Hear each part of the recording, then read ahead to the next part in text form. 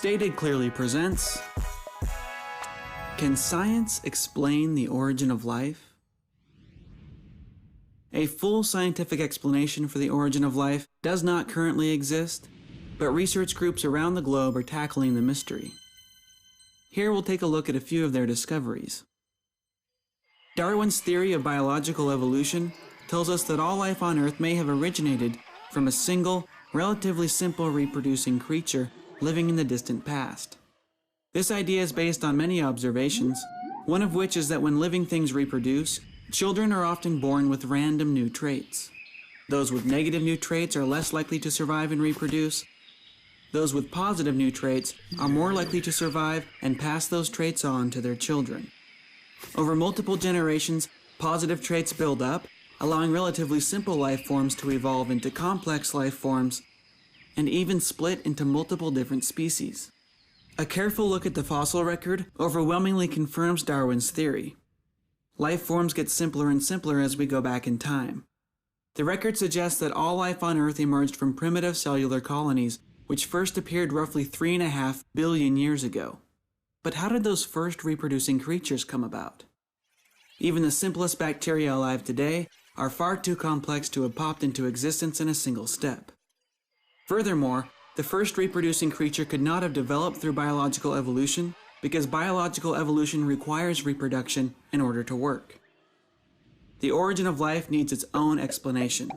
The most promising idea right now, the one which is consistently leading scientists to new discoveries, is the idea that life emerged from chemistry.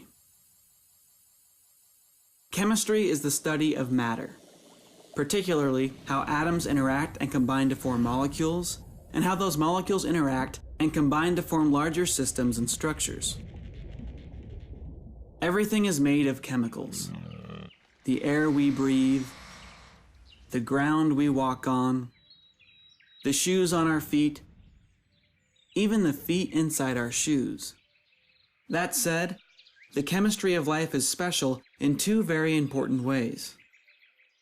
First, the chemistry of life is organized into metabolic pathways. If you look at the cells of any living thing, even a plant which you wouldn't normally think of as being very lively, you discover a world of activity.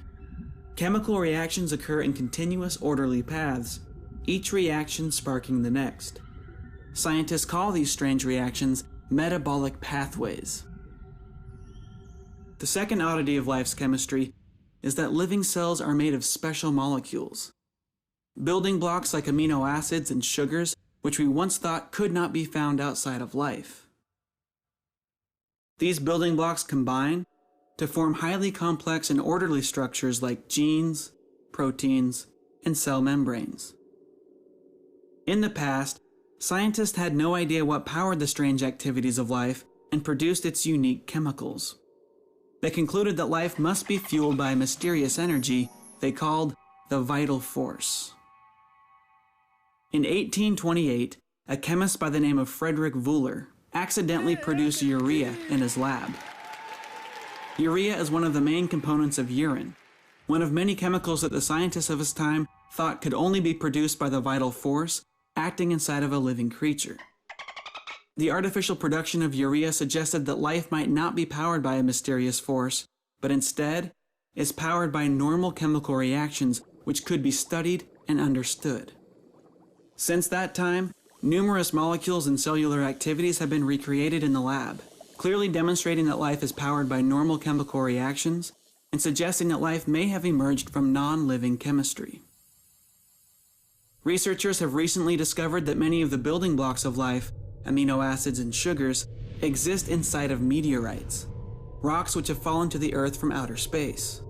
This tells us that these special molecules are being produced spontaneously all throughout our solar system and may have been common on the ancient Earth. We've also discovered a process now referred to as chemical evolution. When simple molecules are left alone with an energy source, they interact with one another, often forming larger, more complex molecules as time goes on.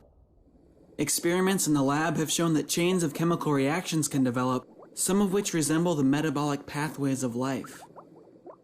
Surprisingly, we've also found that certain molecules have the remarkable ability to self-assemble into complex, orderly structures. Some self-assemble into hollow spheres, almost identical to the membranes of modern living cells. Others self-assemble into long columns, remarkably similar to the strands of DNA found in life.